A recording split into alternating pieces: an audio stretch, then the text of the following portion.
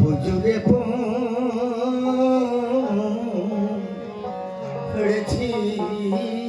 ধরা আমাকে কেউ ছুসবে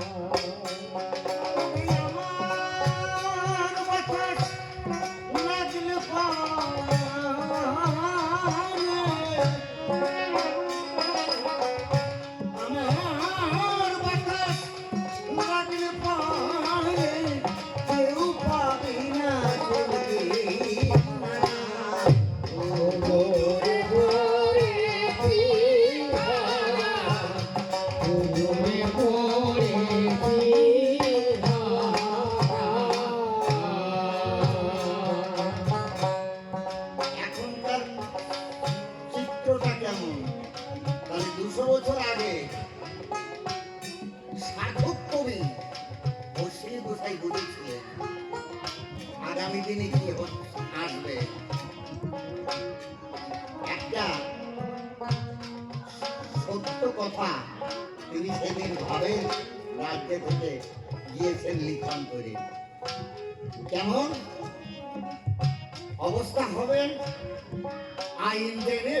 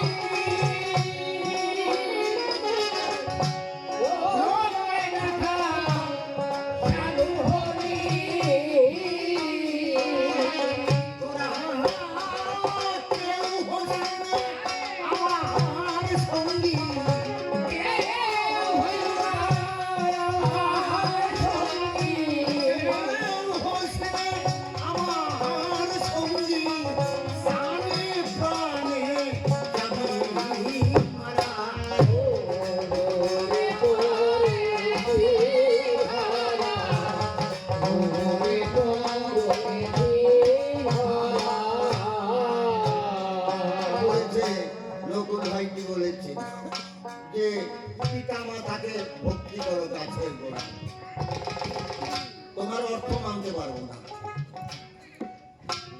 আচ্ছা যার মাও নেই বাবাও নেই মরে গেছে অনেকে আছে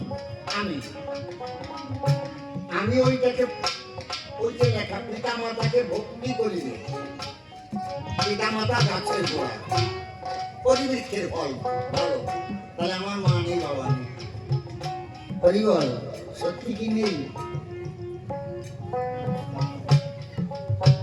এখানে যারা আছি আমরা কারোর মা বাবা মরে পরিবার কারো মা বাবা মরে আমার মা বাবা যদি মরেই যেত আমি এখানে কথা বলছি কি করে সুখ হলো না বসত করে নবরত্নের ঘরে তিন গুরু ঐক্য হয়ে অষ্টাদশ রস মিশাই সাধের একটা ঘর গড়াইয়ে দিয়েছে ঠিক করে ওটার দুই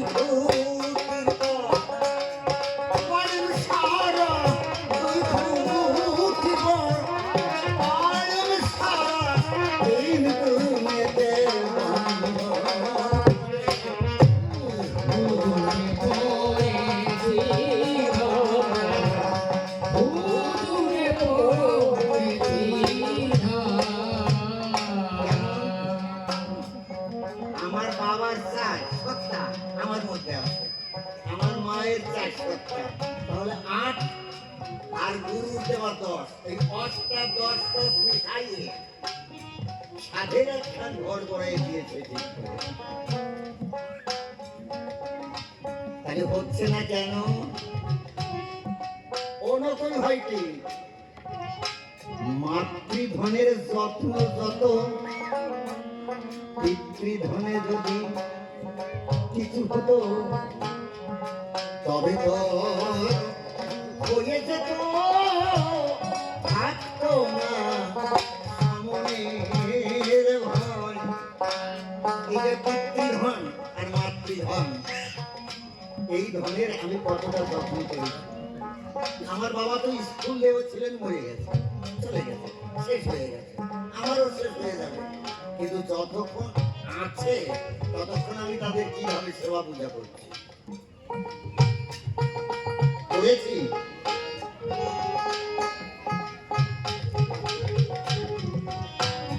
কেমন করেছি অশ্বিনী গোসাই বললেন, কি বললেন?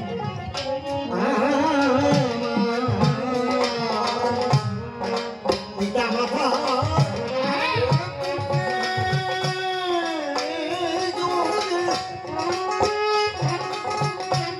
আমি গিয়েছিলাম প্রেম বাজারে,